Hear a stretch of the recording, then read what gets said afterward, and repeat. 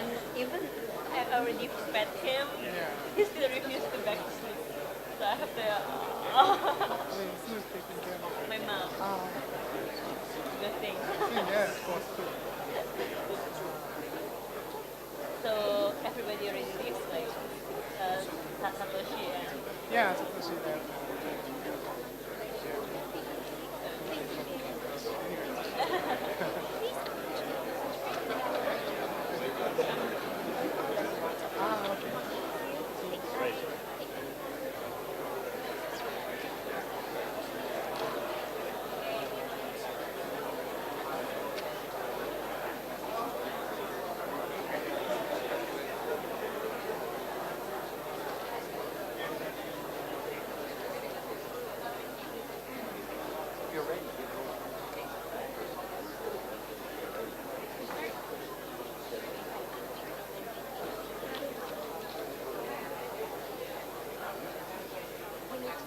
Okay. okay.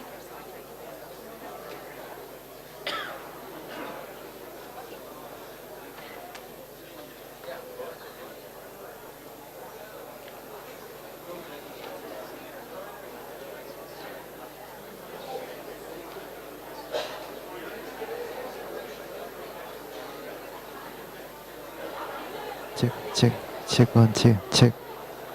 Check 1 2, check 1 2, check, check 1 2. Distinguished delegates, could I kindly ask you to take your seats as we will resume the session shortly. Thank you.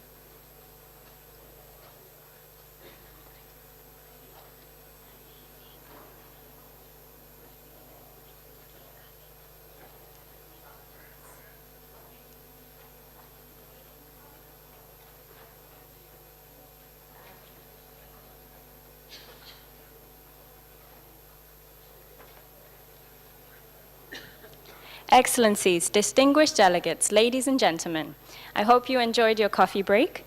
I now have the pleasure to invite Mr. Kaveh Zahedi, Deputy Executive Secretary of ESCAP, to conduct the election of officers of the Asia-Pacific Regional Preparatory Meeting for the Global Compact for Safe, Orderly, and Regular Migration. Mr. Zahedi, the floor is yours. Thank you very much. Excellencies, distinguished delegates, ladies and gentlemen, a very good morning to you all. We shall now proceed to invite nominations for the Bureau. At this moment, are there any nominations for the Bureau? I recognize the distinguished delegate of China. Please, the floor is yours, sir. Thank you, Mr. Sadevi, for giving me the floor. Good morning, Excellencies, distinguished delegates, dear colleagues. Taking into account the experience and seniority of delegations, the delegation of China has the honor to propose the election of the foreign distinguished representatives for the Bureau of the Intergovernmental Meeting.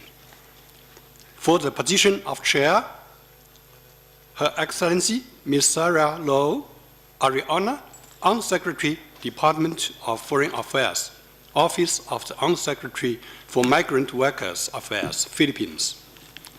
For the position of Vice Chair, His Excellency Abdul Latif Mohammed, Minister of State for Economic Development, Ministry of Economic Department, Maldives. For the position of Vice Chair, Mr. Shahid Haq, Foreign Secretary, Ministry of Foreign Affairs, Government, Bangladesh.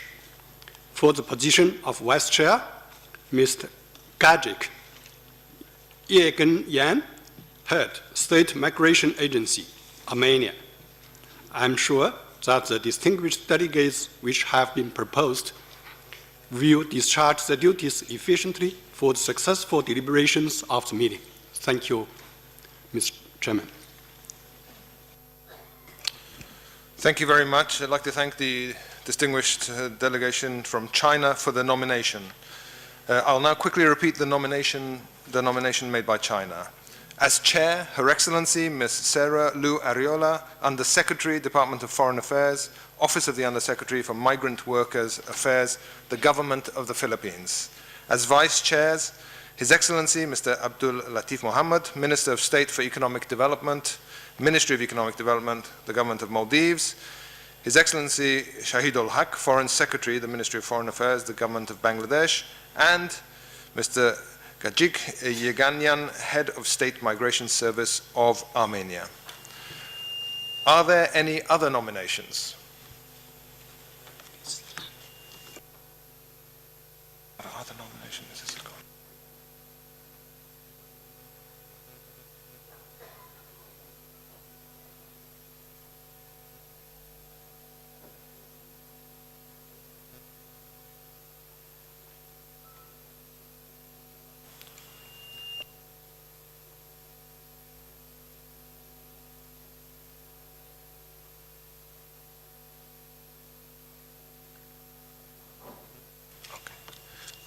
If there are no other nominations, are there any delegations who wish to second the nominations made by the distinguished delegation of China? New Zealand. I recognize the distinguished delegate from New Zealand. Thank you, Chair. The delegation of New Zealand would like to second the nomination made by the delegation of China. Thank you very much. I now recognize the distinguished delegate of Sri Lanka. Thank you, Chair. The delegation of Sri Lanka also would like to second the nomination made by the delegation of China.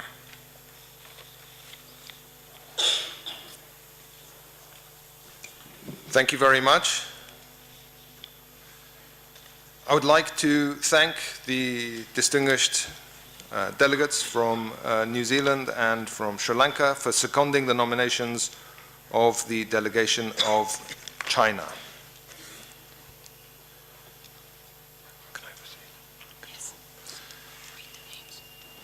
As there are no other nominations, I have the pleasure to declare that the full slate of officers and the office bearers for the Bureau are as follows. As Chair, Her Excellency Ms. Sarah Lu Ariola, Under-Secretary, Department of Foreign Affairs, Office of the Under-Secretary for Migrant Workers Affairs, the Government of the Philippines. And as Vice Chairs, Mr. Abdul Latif Mohammed, Minister of State for Economic Development, Ministry of Economic Development, the Government of the Maldives. His Excellency Ambassador Shahidul Haq, Foreign Secretary, the Ministry of Foreign Affairs, of the Government of Bangladesh, and Mr. Gajik Yeganyan, Head of the State Migration Service of Armenia.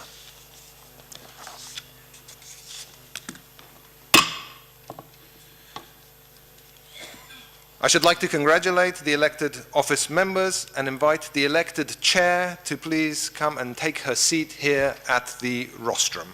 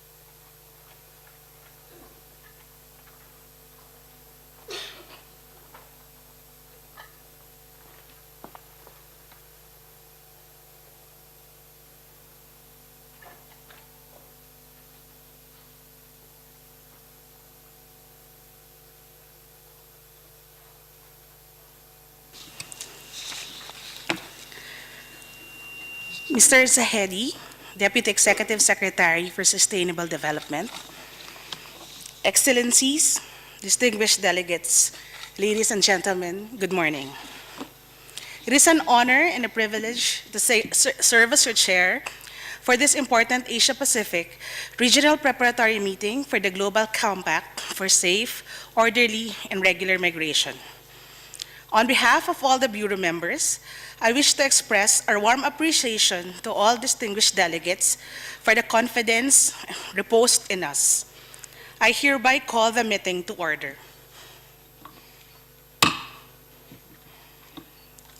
Excellencies, distinguished delegates, ladies and gentlemen, as the Executive Secretary, Dr. Akhtar, so eloquently expressed, international migration is shaping the Asia-Pacific region and has a profound impact on sustainable development. Your presence here today shows your commitment and the importance you attach to making migration safe, orderly, and regular. Thank you for your active participation and for your important contributions to making this meeting a success.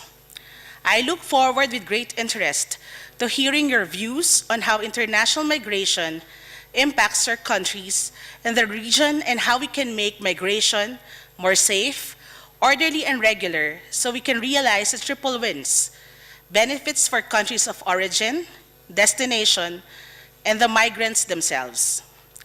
The purpose of this Asia-Pacific preparatory meeting is to provide region-specific inputs to the stock-taking meeting that we held on December 4 to 6, 2017, a month from now in Puerto Vallarta, Mexico.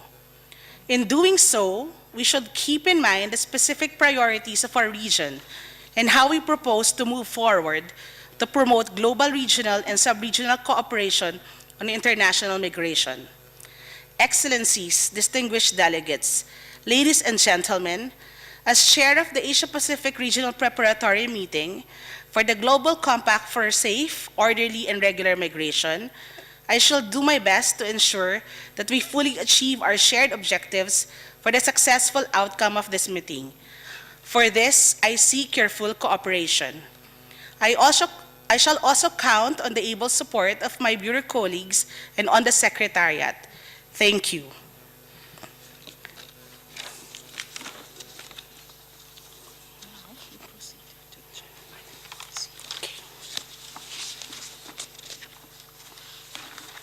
We shall now take up Agenda Item 1C, the adoption of the agenda as presented to you in document ESCAP GCM, Preparatory L.1, REV.1.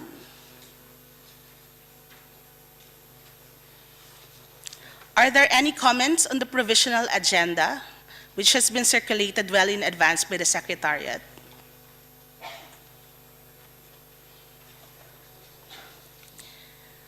As there are no comments, the provisional agenda with its annotations is adopted.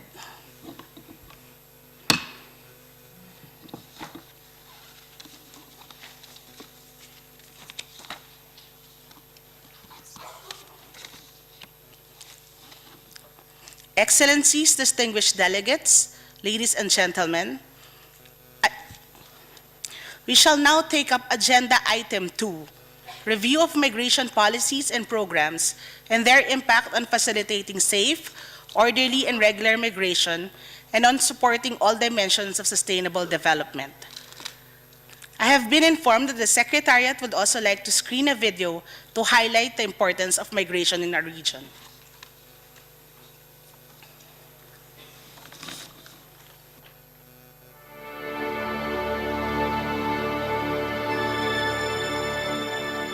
One of the most powerful stories of human history is the story of migration. For millions of years, humans have traveled by foot, by horseback, by rail, and have taken to the high seas in search of a better life for themselves and their children. Migration has been a cornerstone in the structural transformation of empires and countries. It has made the world we live in today. As connections between countries increase, education levels rise, and societies age, migration is a trend that will only increase in the future. Of the more than 244 million migrants recorded globally in 2015, The latest numbers from this year show that 102 million of these migrants are from countries in the Asia-Pacific region, living both within the region and in other regions of the world. As the region continues to grow and development accelerates, migrants are finding greater opportunities in their own neighborhoods.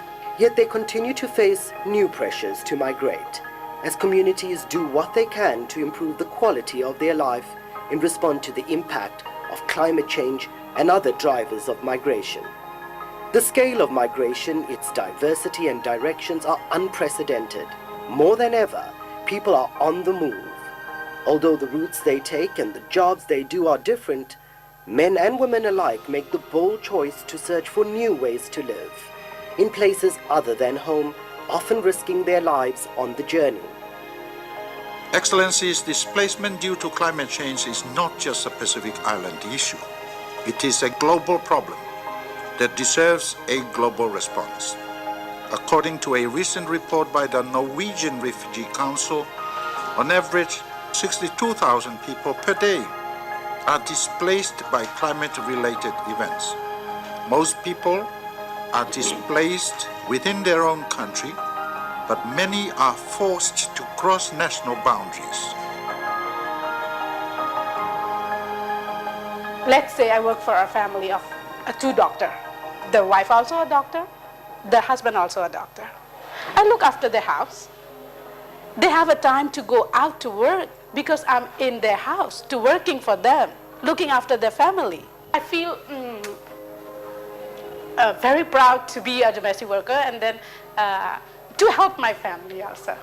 Migrants already contribute so much. The total inflow of remittances to the Asia-Pacific region in 2017 was a little under $276 billion, almost 10 times the inflow of official development assistance to the whole region in 2015.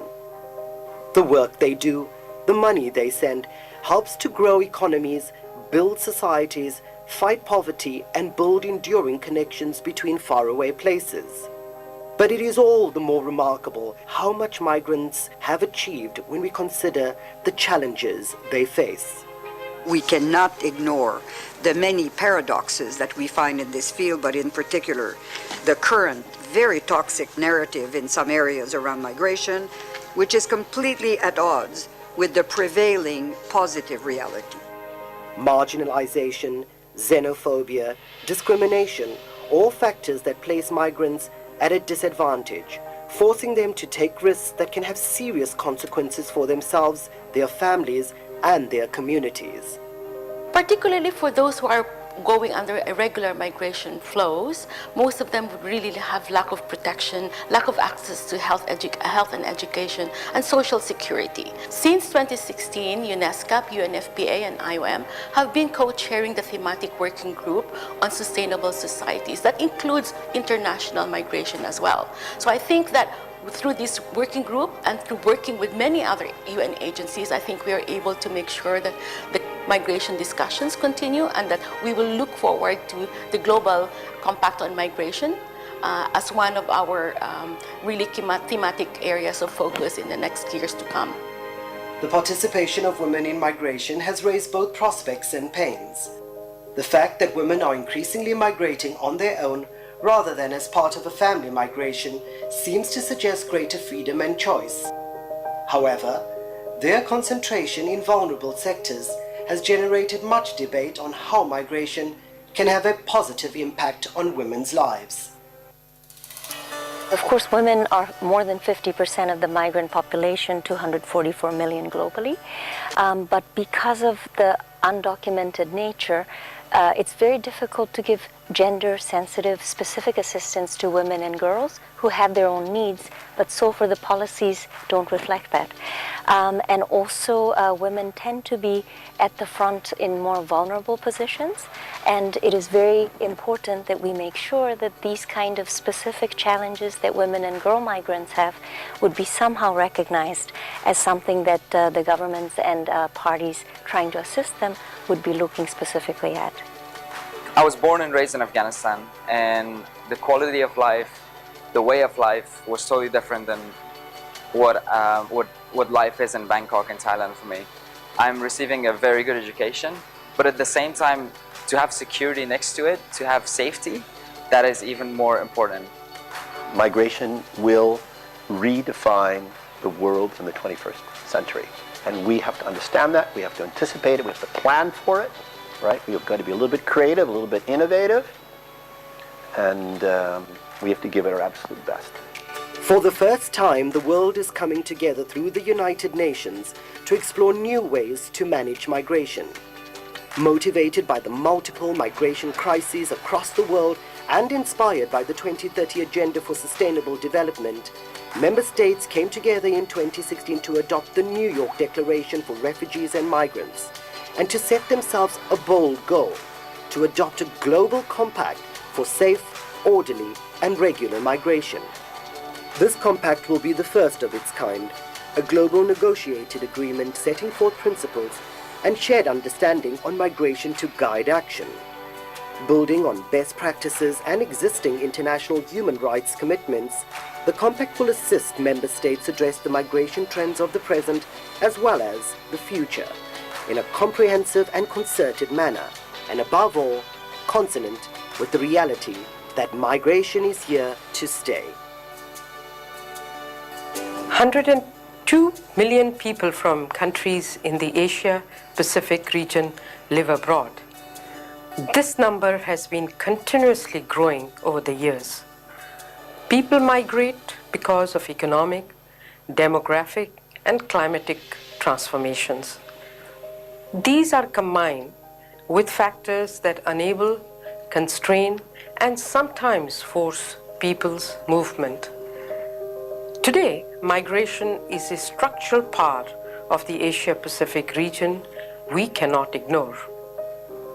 Migration has tremendous potential to contribute to sustainable development for all people in Asia and the Pacific. Migrants work in the countries they migrate to boost growth, create jobs for national workers, and support economic sectors. In 2017, migrants sent back $270 billion to support their families and help reduce poverty in countries of their origin. This amount is several times higher than Asia-Pacific countries' official development assistance receipts. But the positive impact of migration will only be felt in full if we address the common problems associated with it. We need to ensure migrants enjoy the fruits of sustainable development, but also support countries of destination to maximize migrants' contribution to the societies they live in. The Global Compact for Safe, Orderly, and Regular Migration provides an opportunity to take stock of our achievements and to look to the future with a clear ambition to address capacity gaps, clarify responsibilities, and find innovative solutions to achieve the 2030 Agenda for Sustainable Development. We have an opportunity to shape the compact to reflect Asia-Pacific's priorities. Let us work together to seize this opportunity and ensure everybody benefits from migration, migrants, and destination countries alike.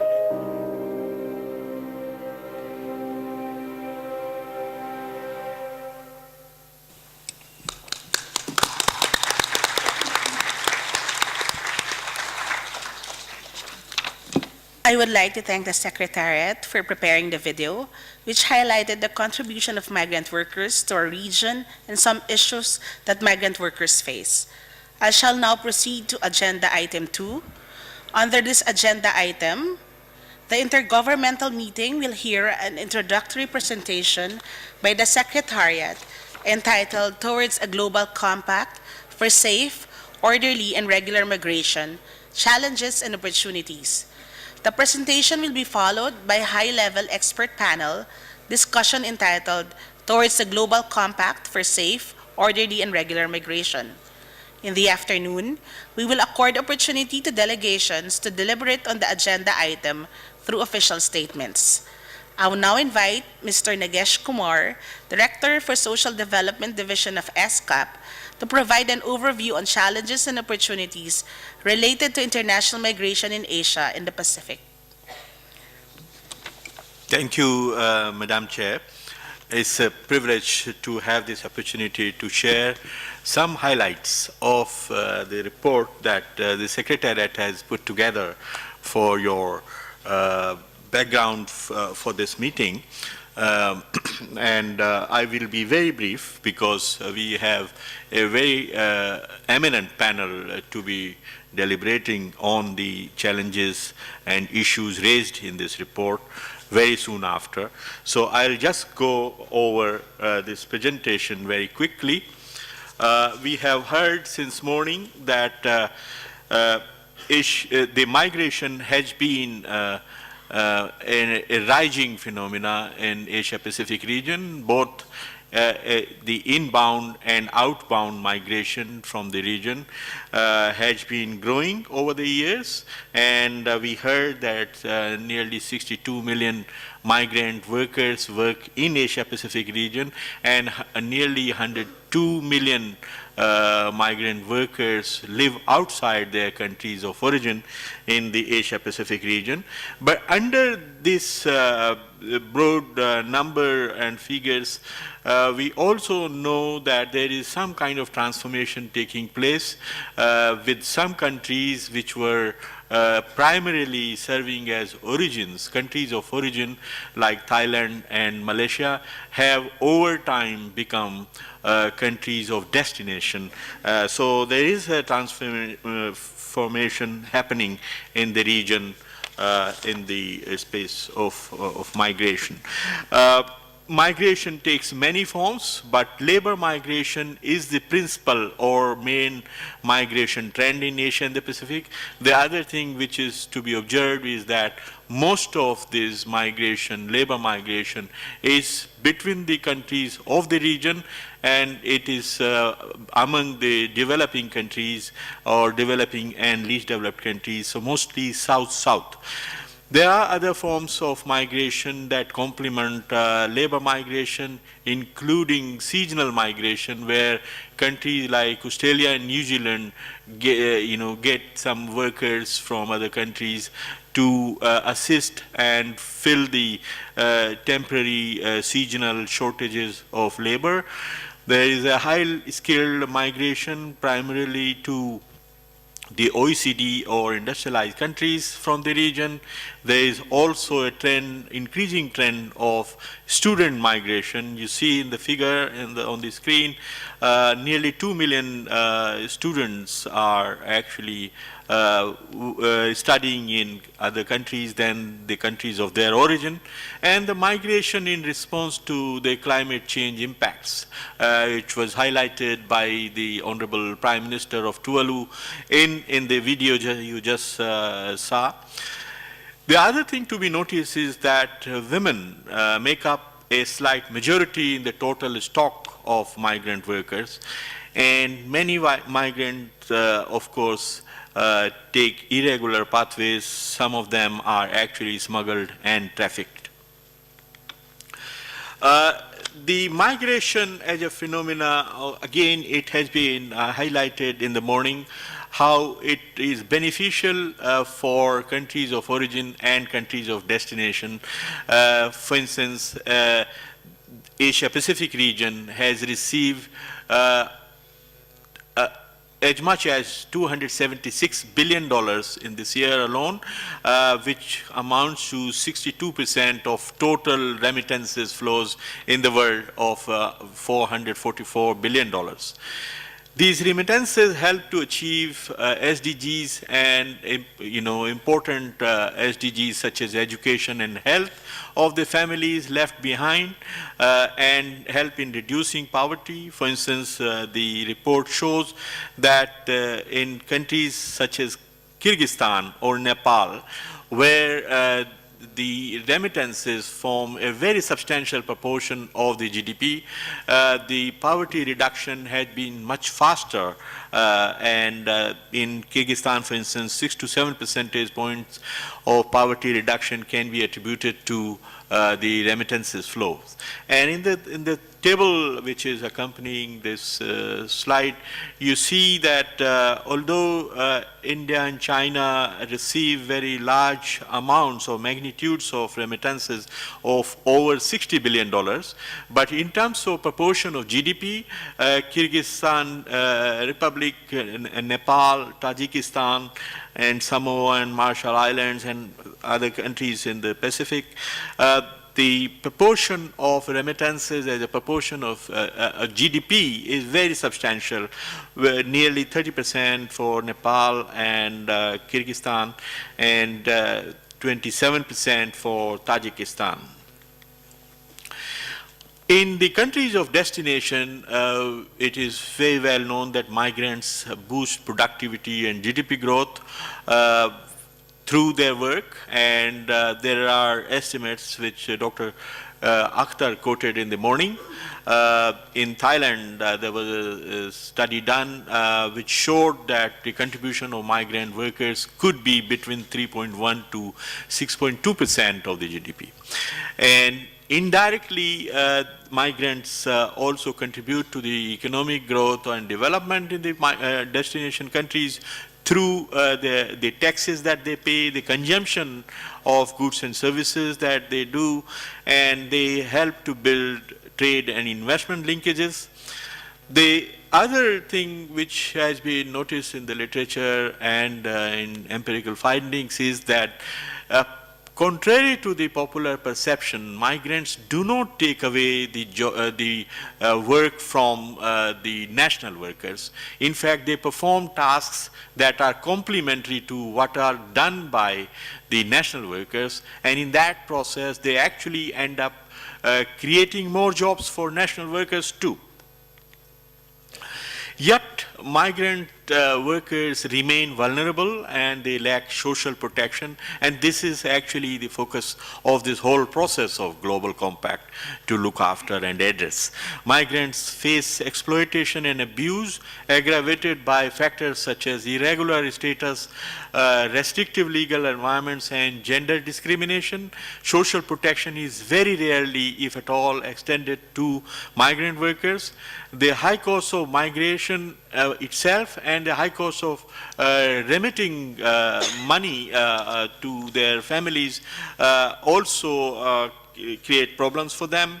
And even though international law recognizes that migrant workers have equal rights and should have similar working conditions as the national workers. Over the past decade or more, there have been a lot of dialogue and discussion at regional and global levels, as was shared in the morning by keynote speakers. The regional groupings such as Eurasian Economic Union, ASEAN, SAARC have all gone ahead to take initiatives at regional level to protect migrant workers and create a framework that facilitates and allows migrant workers to contribute more to the development. Then there are regional processes like Bali Process on people smuggling, trafficking, and other transnational crime, Almaty Process on refugee protection and international migration, and the Colombo Process and the Abu Dhabi Dialogue in our region that have been very much facilitating dialogue between the sending and receiving countries. Then in terms of global framework and global dialogues, there has been a lot which has been done in the last 10, 11 years. It began with the high-level dialogues on migration and development in the General Assembly in 2006 and 13. Then the global forums on migration and development, which are running into the 10th edition now. The major boost came from the 2030 Agenda on Sustainable Development, which recognize that migrant workers have to be looked after, and in the spirit of leaving no one behind, they need to be provided due protection. And then the 2016 New York Declaration, adopted at the General Assembly last year, was a landmark in this direction, which really provided mandate for global compact on safe, orderly, and regular migration.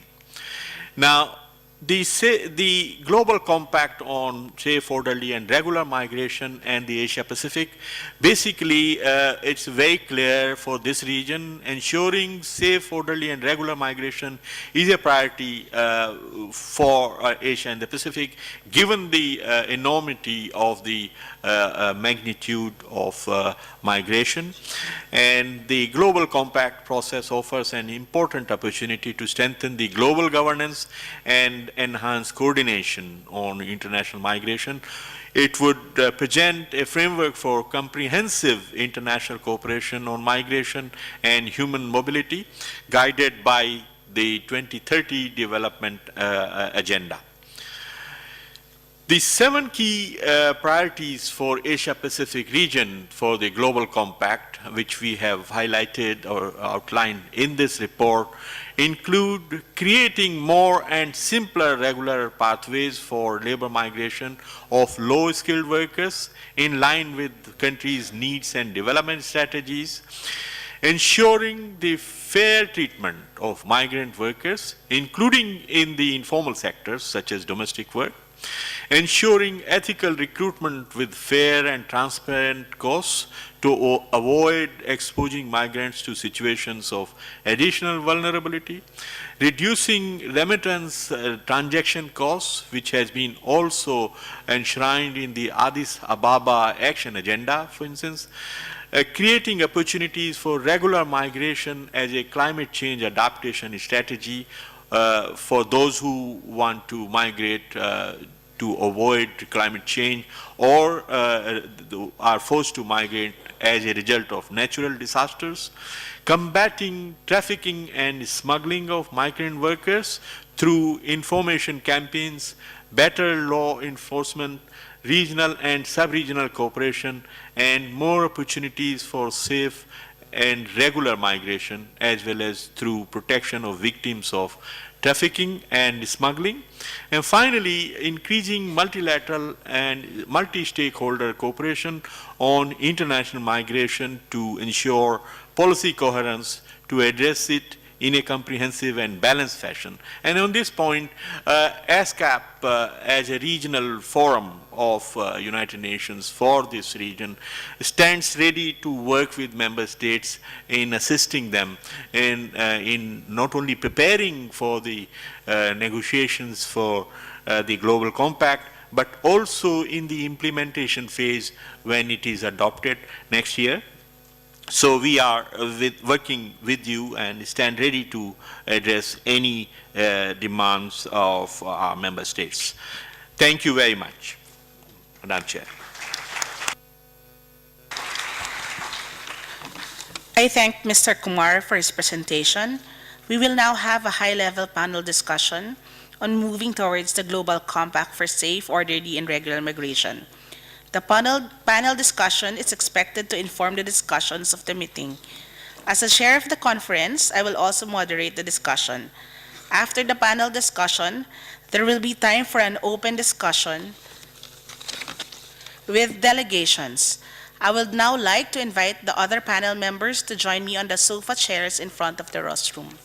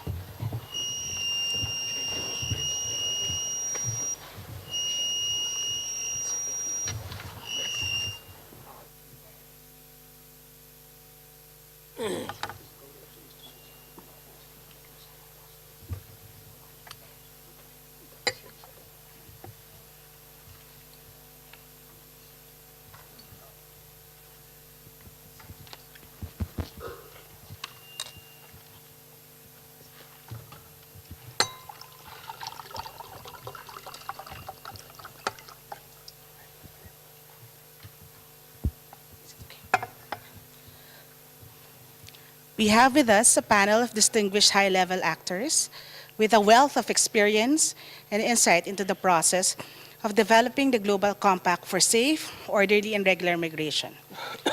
We have with us His Excellency Abdul Latif Mohammed, Minister of State for Economic Development, Republic of Maldives.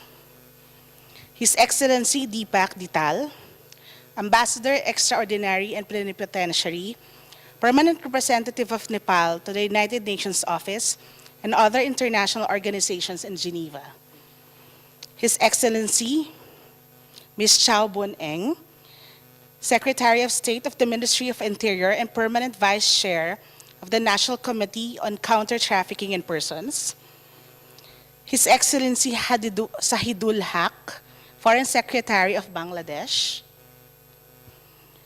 His Excellency Andrew Golidonovsky, Ambassador of the for People, Smuggling and Human Trafficking, Australia. And Mr. William Goyce, Coordinator, Migrant Forum in Asia.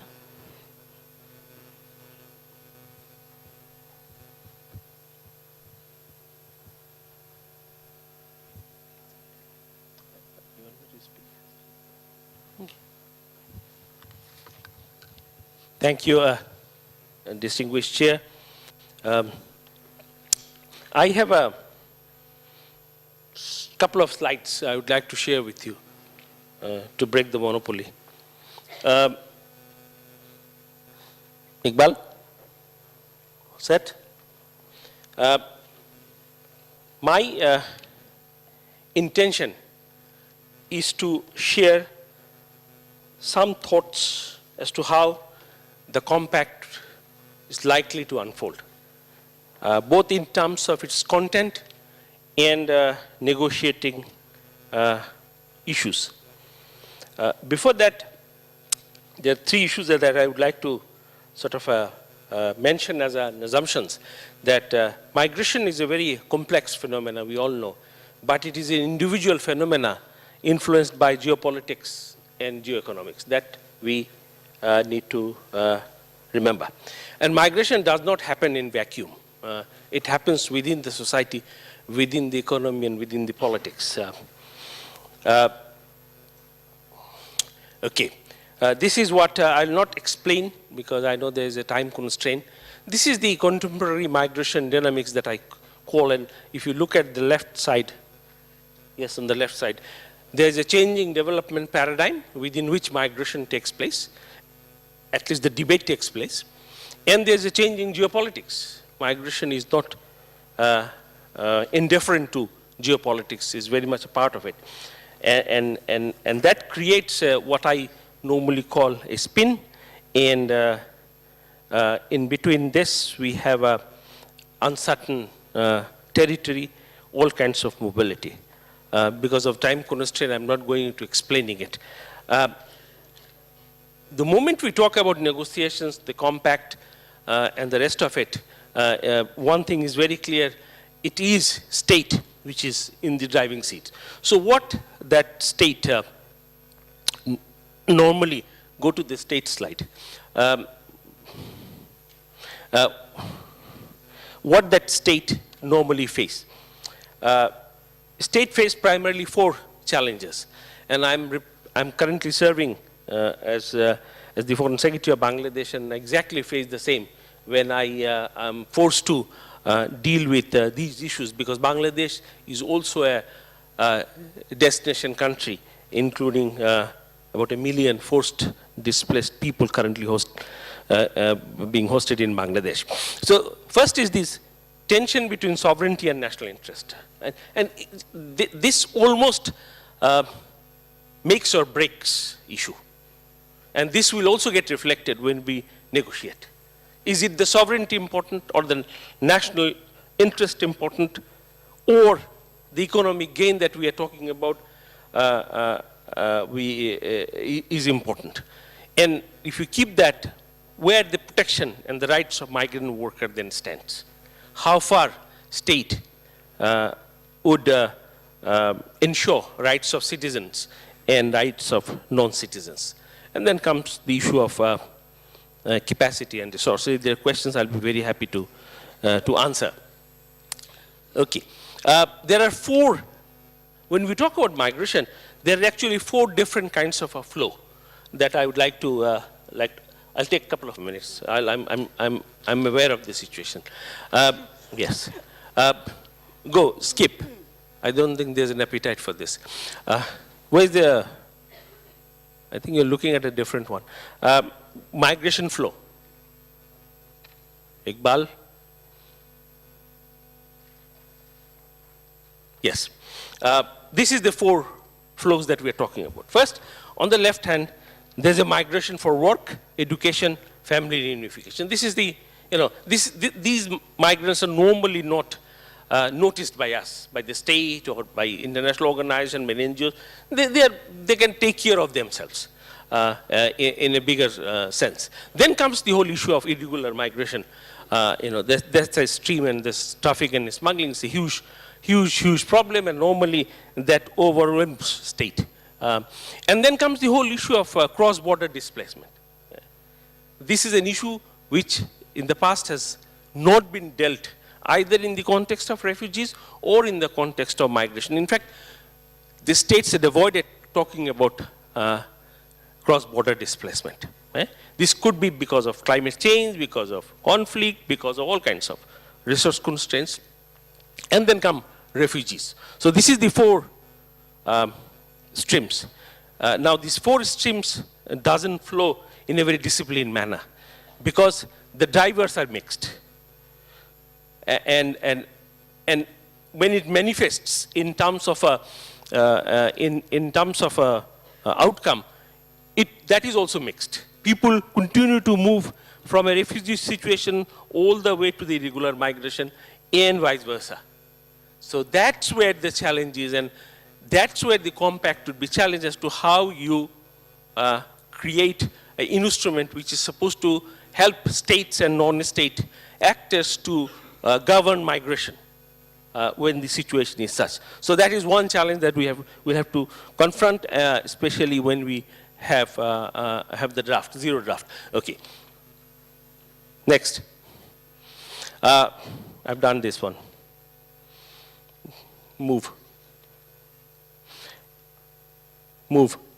Okay. What is the objective? When we, Bangladesh, wrote a rather long note to the then Deputy Secretary General, precisely on 13th of April in 2016, we said, in the absence of a convention, or convention which is accepted by everybody, let's have a migration compact. And in that, we explained that it has to be orderly, it has to be safe, it has to be regular. We did also say it has to be responsible.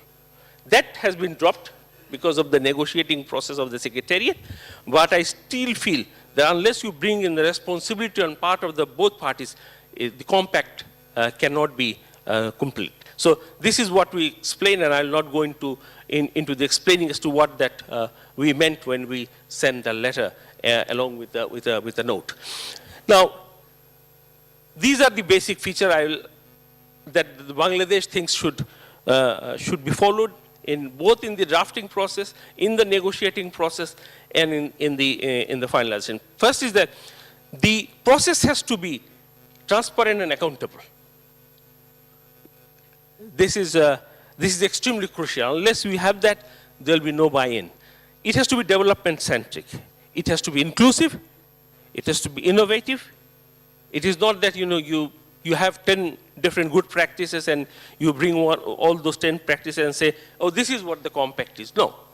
Compact has to be different in many senses. And peace and stability will have to be at the center of it. If there's no peace and stability, there's no migration. Forget it. It has to be verifiable. Move. The primacy of migrants' right. I think this is one, this time developing countries would be very strong in terms of ensuring rights of all migrant workers, irrespective of their status. This has been debated in the 2030 agenda, and we have agreed. So there's no more debate as to how then you translate it into compact. That's what we need to look at. prevention of irregular migration has to get the same footing as that of regular migration. These two has to be dealt with equal force. And then reduction of the cost of migration. The important thing that this document that we are expecting out of a compact negotiating process has to be a normative instrument. You know, there's already a murmur in various places that I go that, it is a compilation of good practices, guidelines. I think as someone representing the developing countries, I would say it has to be normative. Otherwise, there is no need of a compact. And if you have a refugee compact which is normative in nature, you have to have migration also normative. Otherwise, there will be inconsistencies, and that's the inconsistency which we are living with for the last 5 decades. And it has to be a political document. It is a political issue. Let's face it. It's not a technical issue. I'll end. There could be 3 different kind of outcome. One is the convention, which is a binding for all. There may be appetite, there may not be appetite. That we'll see when the 0 draft comes in. Second option, that we could have a political statement containing principles, guidelines, goals, and targets, more like SDGs, which is morally binding. Part political, part target goals. Third, it could be also hybrid, like a Paris Convention. Part of it binding, part of it is non-binding. So these 3 different kinds of things could emerge out of our negotiations. It will depend. It will depend as to how we shape up. Now, Bangladesh thinks time has come for a global leadership. There is no global leadership on the compact or migration issues now. It was there 1 year back. We have lost the leadership. So there has to be a collective leadership. It has to be normative, I have already said. Please do not try and politicize or securitize compact. If you do that, it's counterproductive. It will not help anyone, including the destination countries. There has to be coherent role of UN. There's currently a tough fight going on as to who can take what. For the time being, that has to stop. And there has to be coherent role and responsibility. Last, there has to be a very innovative and constructive partnership. A win-win situation that has to emerge. And that's why the negotiation will be very difficult. It will be very difficult. There are areas where developing countries, I think, will try and hang on. And if they don't get it, they might wish to leave the negotiation. But compact must be political and normative. Thank you. Yeah. Thank you, Your Excellency. Now we're going to ask Ambassador Andrew of Australia.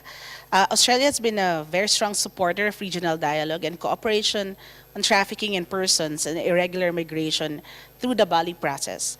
Can you explain more about the process and its work and provide any lessons learned for the Global Compact for Safe, Orderly, and Regular Migration? But before you do, I'd just like to remind the panelists that we have a time constraint. We have to end at 12.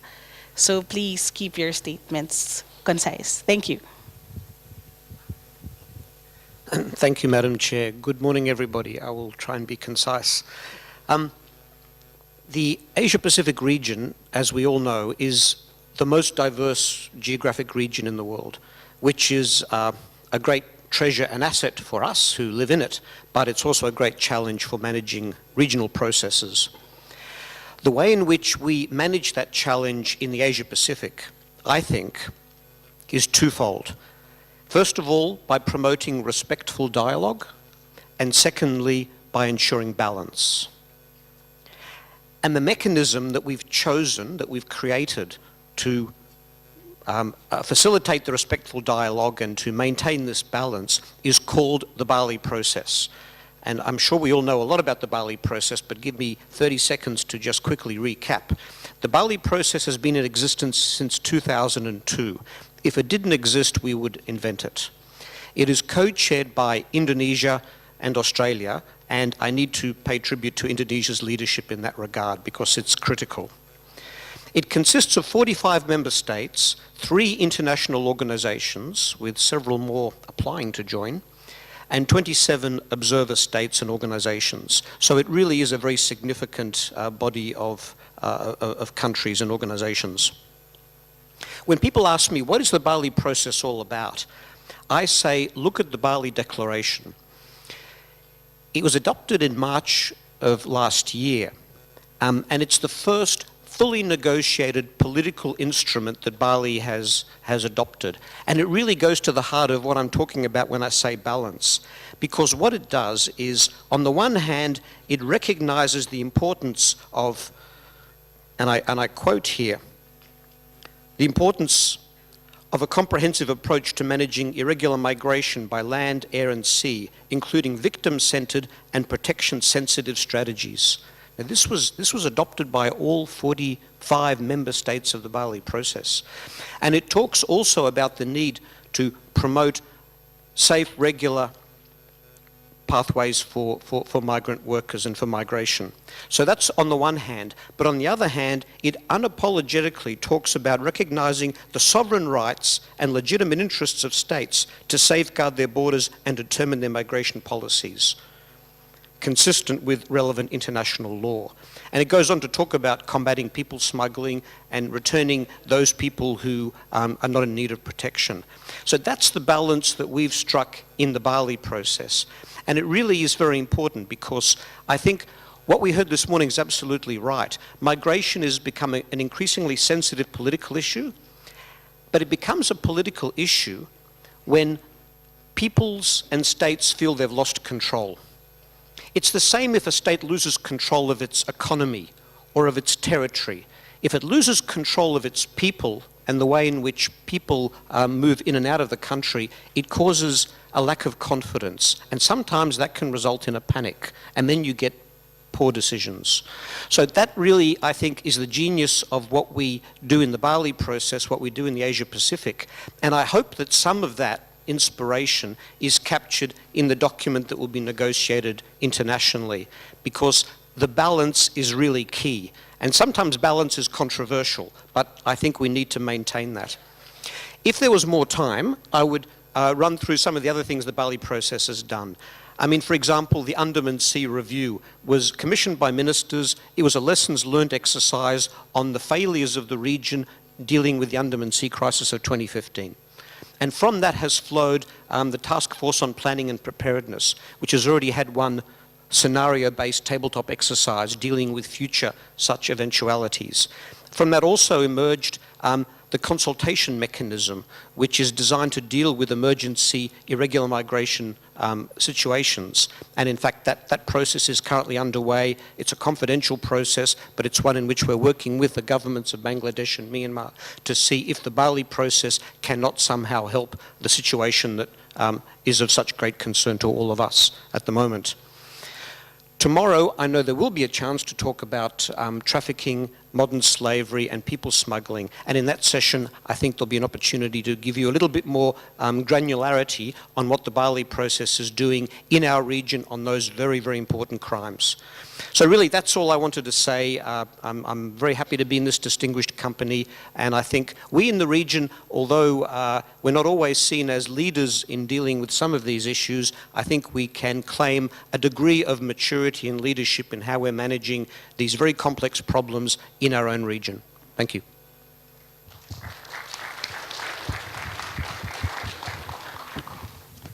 Thank you very much, Your Excellency.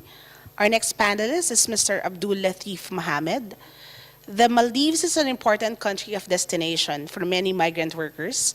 Can you discuss how this has been important for Maldives' development and for the Maldives' aspirations for the Global Compact for Safe, Orderly, and Regular Migration?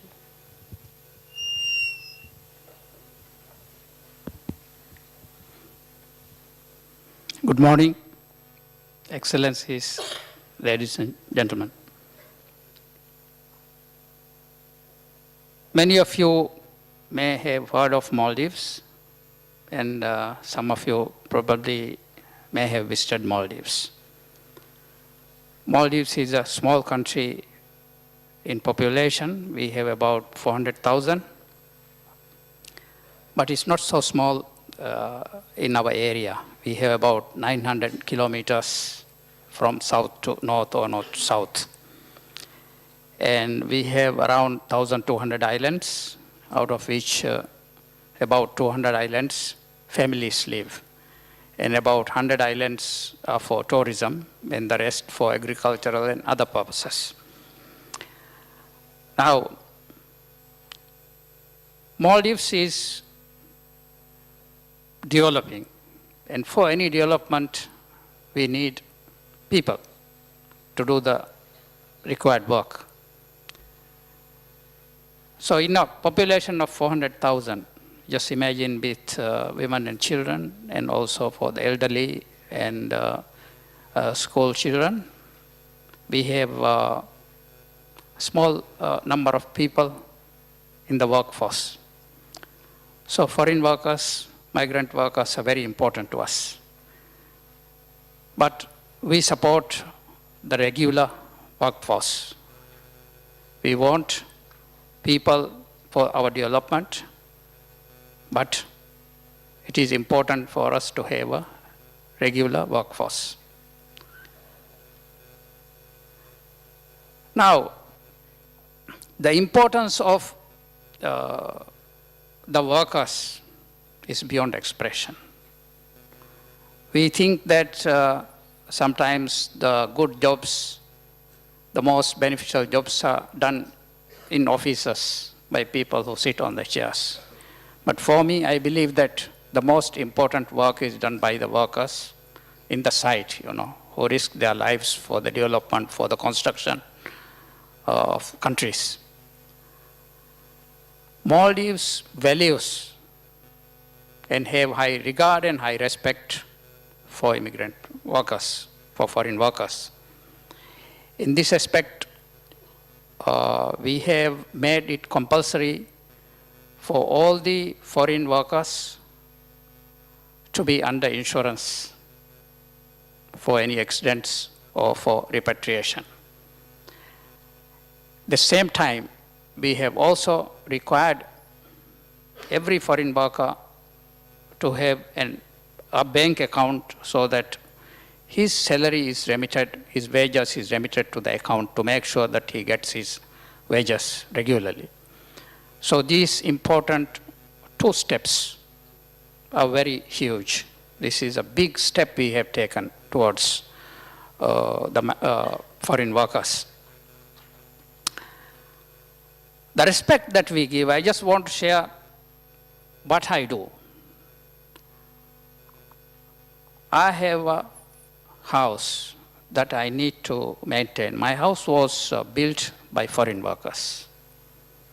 Thanks for the people. And for maintenance, I have hired a foreign worker from our region. He's a young boy, but young boy says he's about 25 plus. I advise him to do the good work. I treat him well because I know how important he is for me. I personally teach him English, and I told him, you pick up English, after a while I will teach you maths. So when you go home, I want you to be a better person. I do this because I realize how important he is to me, the work he does for me. To make him happy, to give him respect, also at least once a week, I give him a treat, He sits with me and have dinner or lunch. And twice or thrice afternoon tea, I used to give to him, on the same table. So, we in the Maldives, we respect foreign people, foreign workers, the workers who develop our nation, the workers who develop our lives. Without them, we cannot move on. The next thing is what we require in future for their betterment, for the migrant workers' betterment is to have a better cooperation among the source countries, so that we can share information, intelligence, and then when there is a problem, that we can investigate and bring about a solution mutually. This is very important. Without the cooperation of destination country and source country, it is almost impossible to bring about a desired solution to any problem regarding the foreign workers. So, in short, this is what I have to say. We need in Maldives a regular foreign workers. Recruitment should be regular. It has to be in line, medically fit, and transparent recruitment. Of course, we have to go about in this aspect. I thank IOM for the work they have done in Maldives, for the training sessions they have carried out.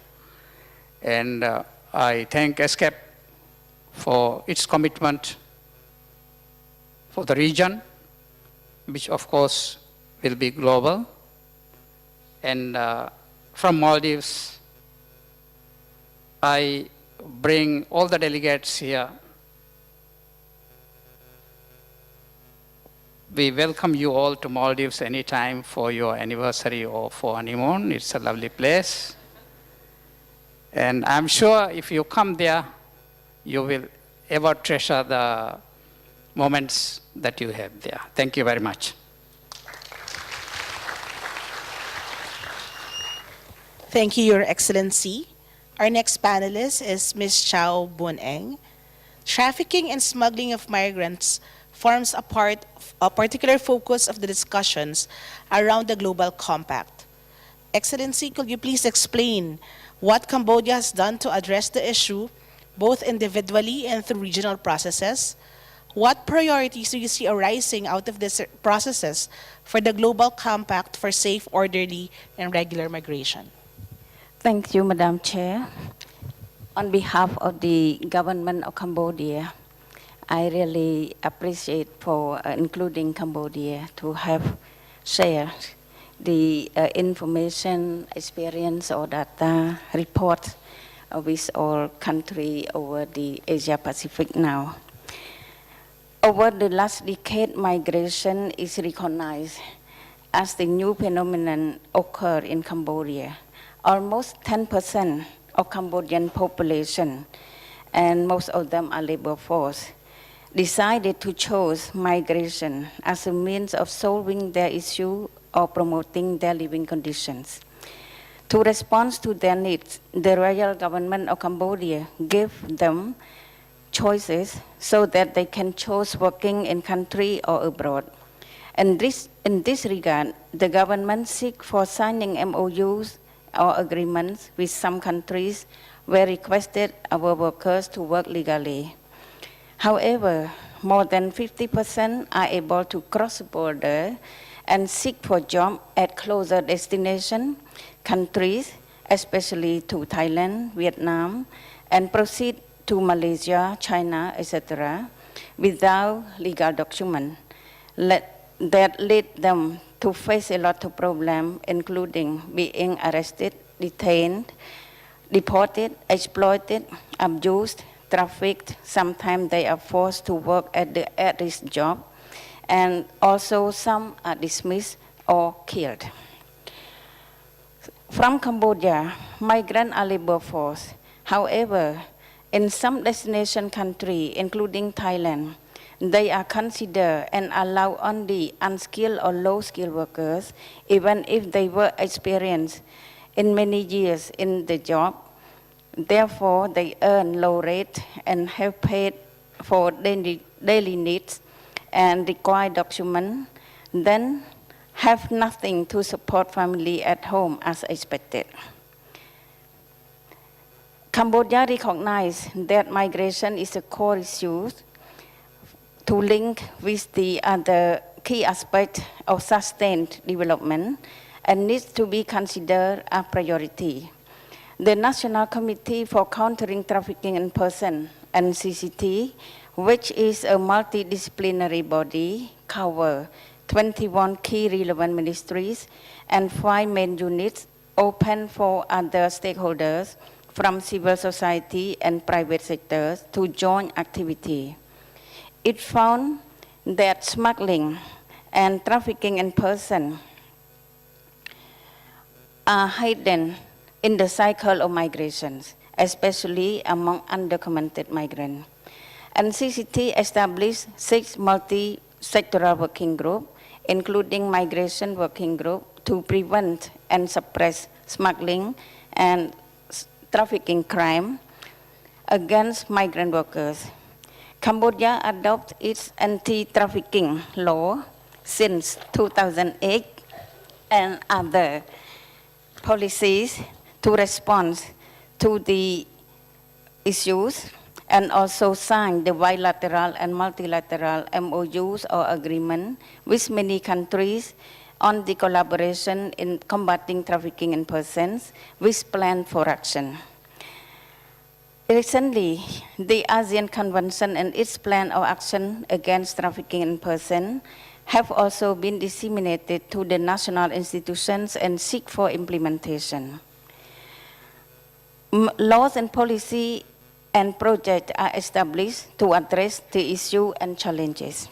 The Cambodian National Consultation on the Global Compact for Safe, Orderly and Regular Migration was held in Phnom Penh on October 10, 2017, with 170 high-level government officials representation, civil society, private sector, UN agencies, and non-governmental and international organizations, and chaired by the Deputy Prime Minister, Minister of the Ministry of Interior, and who is the chairperson of the National Committee for Countering Trafficking in Persons.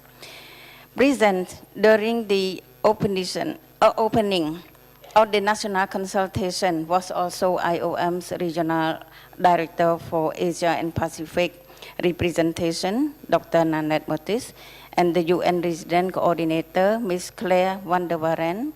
And Cambodian National Consultation was also co-organized by the National Committee for Counter Trafficking in Persons and IOM Cambodia, to discuss and share input across the 6 thematic areas. According to the outcome of the national consultation, labor migration seems to be the main priority areas of interest in Cambodia. The high number of irregular migrants is highlighted as a common concern, and it's raised in most of the thematic discussion. Irregular migration leads not only to an ineffective protection of migrants' human rights, or to the prevalence of unsafe and irregular pathway, but ultimately to a high vulnerability and traffic person smuggling of migrants and modern form of slavery. Government actors, civil society and private sector are aware of this migration-related issue and currently are working to overcome the existing challenges to tackle them. However, they all admit that there is a need to strengthen international and external collaboration among the relevant stakeholders to improve the existing bilateral and multilateral agreements, and to ensure the application of policy allocating more resources and more efforts to their implementation. Excellencies, ladies and gentlemen, may I sum up the result of the national consultation on safe, legal, and orderly migration by some recommendations as following. 1. Sending and receiving countries should ensure the best interests of migrants' family, with special focus on children who are born or living in host countries or who are left behind in home countries, to have birth registration, health care, and education properly. Both countries should establish the regular interrelation mechanisms on legal document provision beforehand and protection of migrant workers. Third, host countries should strengthen mechanisms to protect migrants, both men, women, and children, from falling under any forms of exploitation and abuse.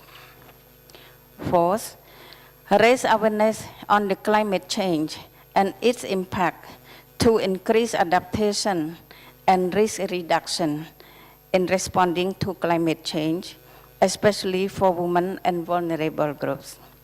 Fifth, encourage small and medium enterprises to recycle agriculture production and increase the quality and technical skills, training, and response to the market needs, with special consideration to women and youth by mobilizing cross-sector policy coordination. Six, strengthen the implementation of planned and well-managed migration policy to prevent all forms of transnational crime. Bilateral dialogue on local border arrangement and seasonal and daily workers. Seventh, efficient border and immigration management policy and structure supported by professional, well-trained custom, border and immigration officers, facilitate and foster enhanced movement management at border to the ultimate objective of dismantling. 8. Facilitate remittances by formal and mobile mechanisms to reduce the high fee paid by migrant workers. 9. Both countries should strengthen the implementation and monitor the bilateral and multilateral MOUs or agreements and action plan to ensure the effectiveness of collaboration to protect migrants and any form of trafficking, exploitation, and abuse. And last, not least, private sector also need to be involved to promote safe, orderly, and regular migration. I thank you very much.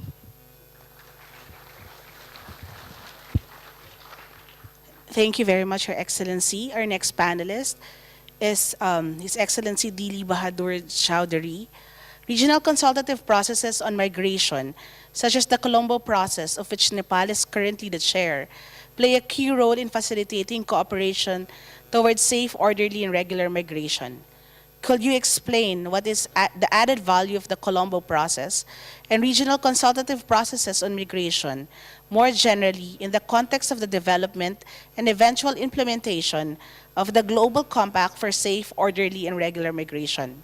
And could you please provide some specific insights into the outcomes of the Colombo process feeding into the Global Compact for Safe, Orderly, and Regular Migration process? Thank you.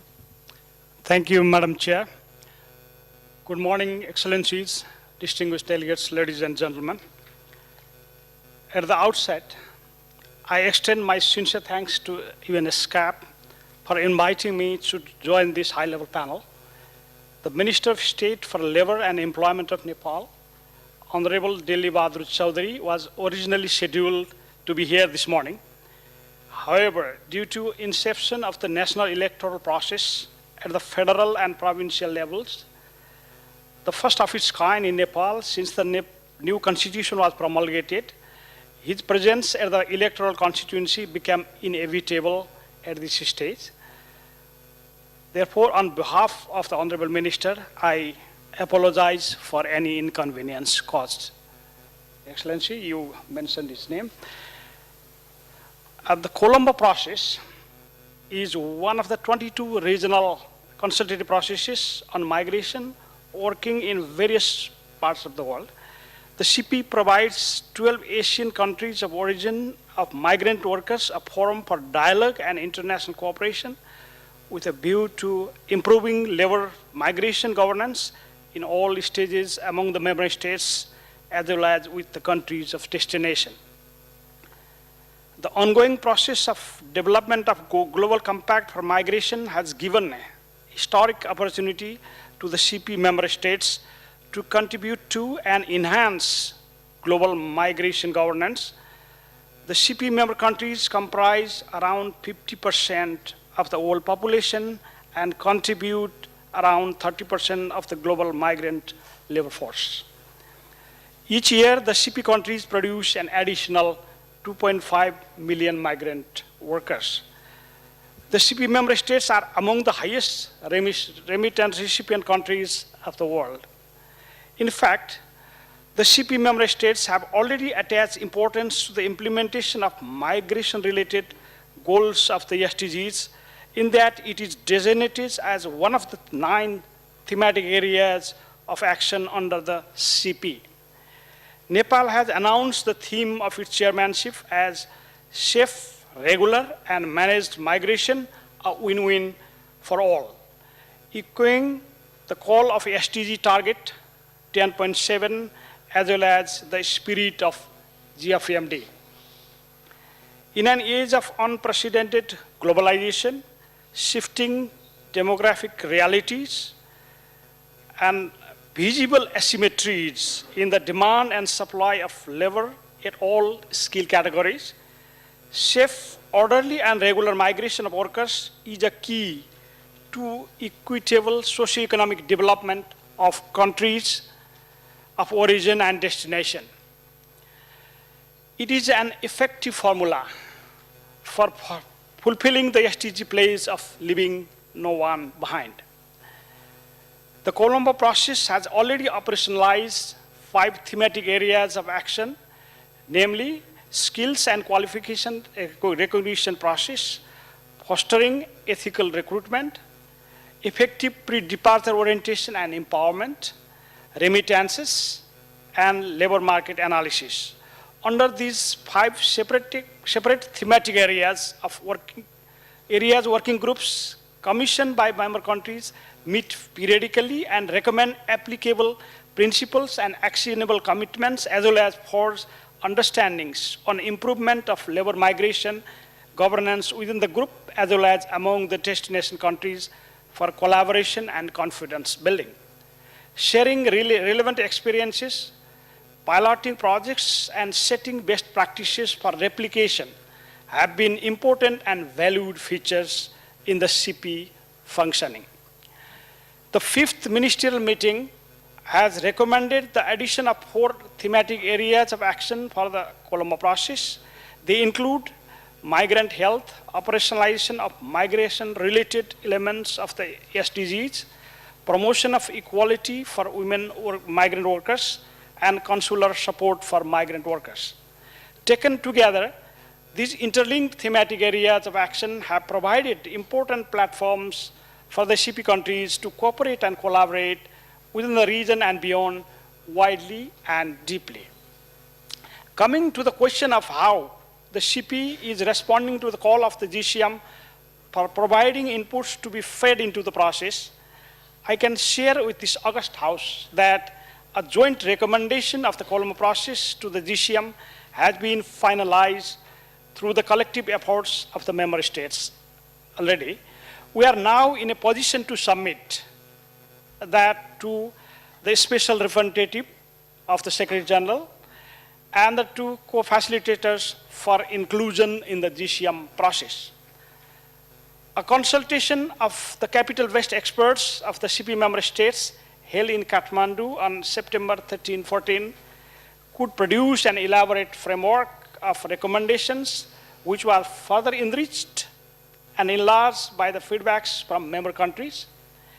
The technical expertise available at the IOM and the financial support provided by STC played invaluable roles in culminating these exercises.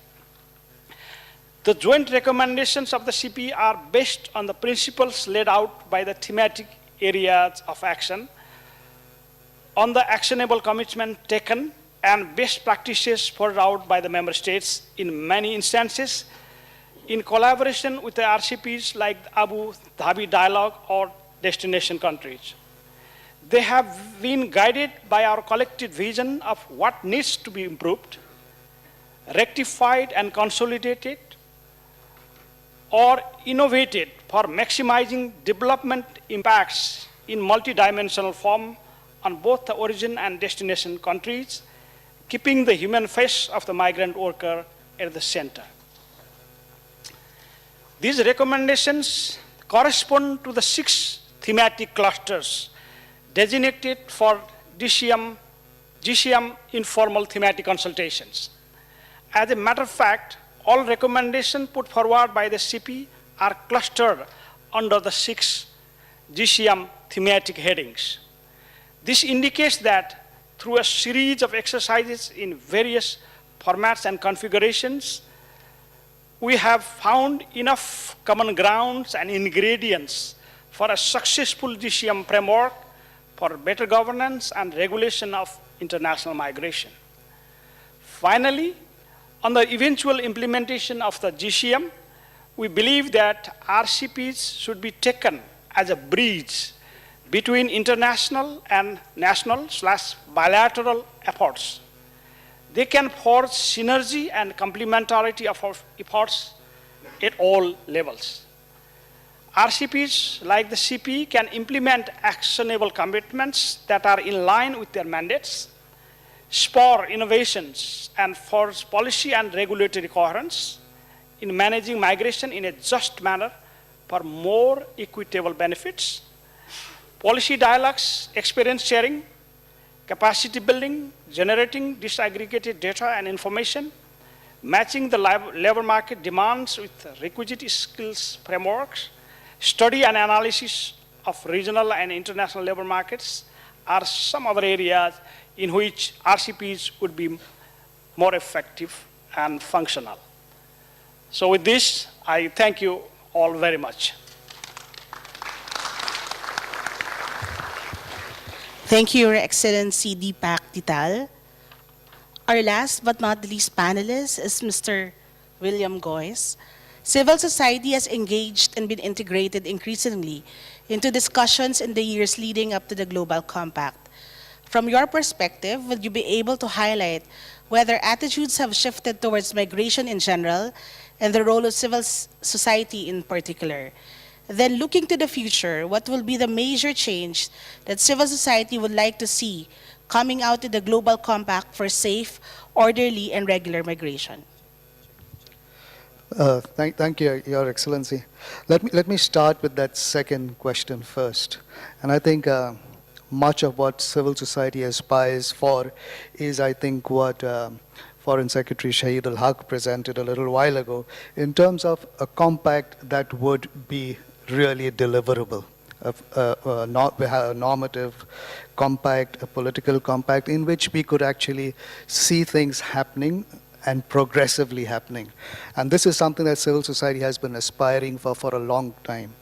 And whether attitudes have changed in how civil society can play that role at the global level and at national and regional level, yes, there has been considerable change. I mean, ever since, let us say, 2004, beginning with the ILC on labor migration and then the high-level dialogues on migration, the GFMD process, there has been a gradual appreciation of civil society and the knowledge and expertise that civil society brings to the discussions on migration. But I still think at some time civil society still thinks we are at arm's length or kept at arm's length. And that needs to change. The process of trust building and confidence building in working with civil society on many of these issues, I think that shift in attitude has not reached that point where we can confidently sit on tables together. And I think this is the challenge that we will have to look at. In our own region, for example, we have several regional consultative processes. You have Colombo process, you have Abu Dhabi Dialogue, you have SARC, you have ASEAN, and then you have the Bali process, which we have just heard.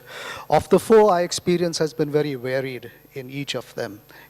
In some we have been invited, like the Colombo process, part of even the preparation for the civil society was invited to be part of the deliberations for the Colombo process's contribution to the compact, as well as in the Abu Dhabi dialogue. In ASEAN, we have the ASEAN Forum on Labor and Migration, in which there is a good engagement between civil society and the governments of ASEAN.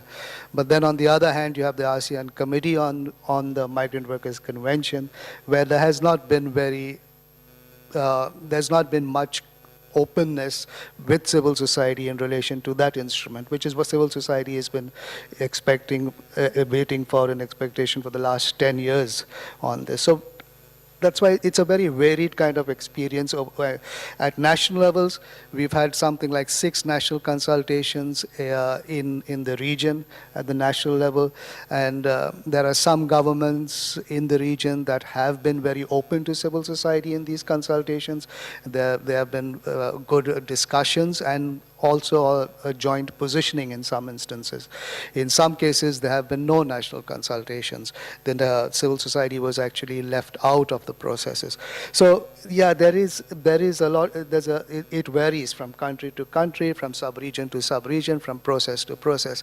And I think this is what needs to change. If the compact is going to become the defining moment, and I think we need to understand the significance, or at least maybe as civil society we are blowing up the significance of the compact to a proportion, and maybe we need to deflate it. Because many of us talk about the compact in terms of as a defining moment in UN history on migration, because we have not seen such a momentum on migration at the UN level before.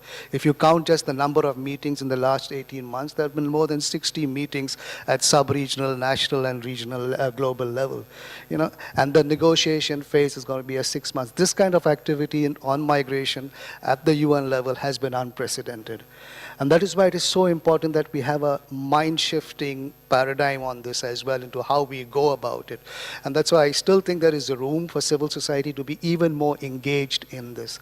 Of course, the states always are concerned, and I can understand that the beauty of civil society, it is of many colors, and we range from very many different perspectives. But that is to harness that whole spectrum is what governments can be, if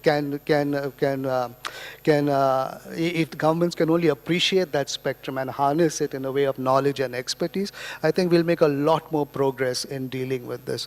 I think the demand, the engagement of civil society and the attitudes have changed, yes, but they have not changed commensurate to the demand that we have today in dealing with the issues of migration.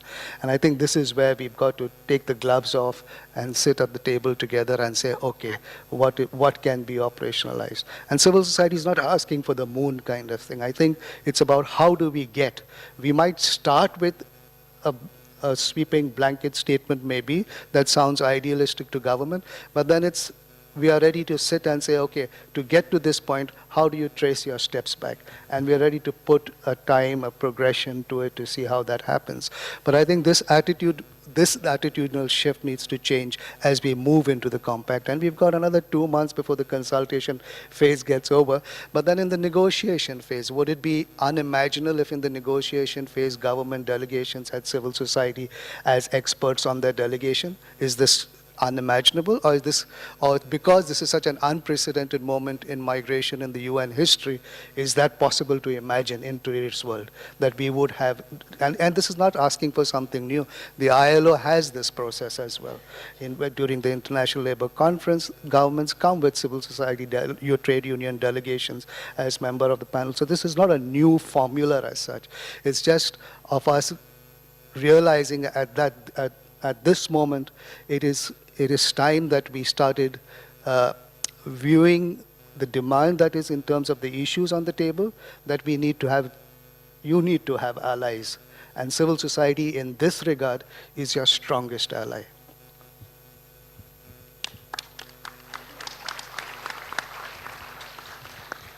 Thank you very much, Mr. William Goyes. From the Philippines, I think, when you mentioned about civil society, one thing that we bring into the table is the cooperation of our migrants in in dealing with governments. And I think the Global Compact should also consider how migrants can themselves can be part of the process. Like in the Philippines, they engage with us. They really demand for their rights. And they tell us really what they need. And so that's why civil society is very important. They are our partners, and they will really play a very, very important role in these consultations. We have around 8 minutes before 12 o'clock. I would like now to invite the delegates for an open discussion. You are invited to share questions to the panelists or to share your experience in the background to the Global Compact for safe, orderly, and regular migration. Kindly be concise in your remarks to be able to make as many participants to speak as possible. We would like to keep discussion informal. I kindly request you to raise your hands or your placard if you wish to take the floor. I encourage members to take the floor first, and then when we have time, we can give the floor to civil society and others. Yeah. Philippines. Thank you very much, Madam Moderator. I would like to convey our profound appreciation to the valuable inputs and insights provided by the distinguished members of the panel. 3 very quick points in view of the time limitations. First, the GCM, I think we should view not as a simple standalone event, but as part of a new thrust for promoting global governance alongside the SDGs. It should be seen as part of a larger global effort to reinforce the spirit of multilateralism that seems to be flagging in some quarters. Secondly, on the GCM itself, we believe that the proper focus should be the migrant himself or herself, which leads us, therefore, to stating that the protection mandate is of absolute importance. We need to make sure that the rights, the interests and the welfare of the migrants themselves are kept uppermost in mind. And finally, we need some kind of actionable document. We don't need another aspirational text or inspirational tome. We need something that governments can come together on, because at the end of the day, it is governments, where they will pledge to do certain things and carry out and concretize many of the principles that have already been elucidated and put forward in many, many instruments. So just those 3 points, Madam Moderator. Thank you very much, Your Excellency. Thailand. Thank you, Madam Chair, and I'd like to congratulate all the panelists for your very interesting presentations. My question is addressed to Ambassador Andrew from Australia. I know that the Bali Process just organized the Bali Government and Business Forum in August this year, and I would like to ask you what lessons and inputs from such forum that we can draw for the GCM. Thank you. Well, thank you, Kun Kanchana. As someone who has been very active in this space in the region, I appreciate the question. I would have come to the Bali Process Government and Business Forum if I'd had more than 5 minutes, but I'm hoping we can discuss it under session 3 tomorrow.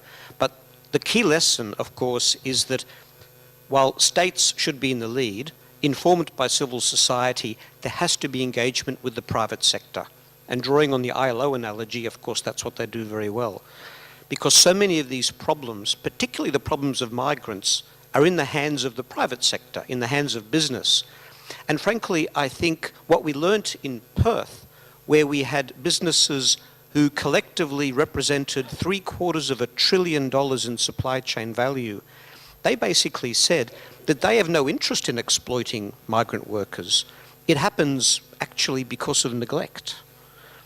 I mean, of course, there are some bad actors out there, but by and large, it's an absence of policy and regulation that if we can bring the right people together, the right people being the key businesses in our region and the key governments and the key international organizations, then we can probably do a lot to improve the situation. So we're very much looking forward to the recommendations that business will be presenting to governments in Indonesia next year at the next meeting of the Government and Business Forum. But I really hope the Global Compact can somehow say something constructive about engagement with and the responsibility, of course, of the private sector. I'm sorry, it's almost 12 o'clock, and I was told to keep the time because we have a side event. As I see, we are approaching at the end of the segment, which ends at 12 noon. We will have to close the floor now. You will have more opportunities during other panel discussions to express further opinions. As we return from lunch, we will pursue agenda item 2, which includes official statements. If you wish to make a statement, kindly register with the conference officers and provide them with a copy of your statement for the purposes of interpretation and accurate inclusion in the meeting report as appropriate. Excellencies, distinguished delegates, ladies and gentlemen, once the meeting is adjourned, may I encourage the distinguished delegates to join a very relevant side event entitled The Contribution of Civil Society to the Global Compact for Migration, most generously hosted by the delegation of Bangladesh. The event will take place in Conference Room 4. It's one floor down. I kindly request you to return to the meeting room at 2 o'clock. I now invite the Secretariat to make housekeeping announcements. The meeting is now adjourned. Excellencies, Excellencies, distinguished delegates, ladies and gentlemen, we would like to invite you to the side event entitled Global Compact on Migration, a Civil Society Voice, most kindly hosted by the government of Bangladesh in meeting room 4 downstairs, out the main doors here, down the escalators, and as you come out on your left-hand side. The side event will commence just now for those who wish to join. At 1 p.m., there will be a hospitality lunch hosted by the Thematic Working Group on Sustainable Societies. It is in the reception hall, which is where you just entered when you registered this morning coming into the conference center. You are kindly requested to return to the meeting room by 2 p.m. Enjoy your lunch.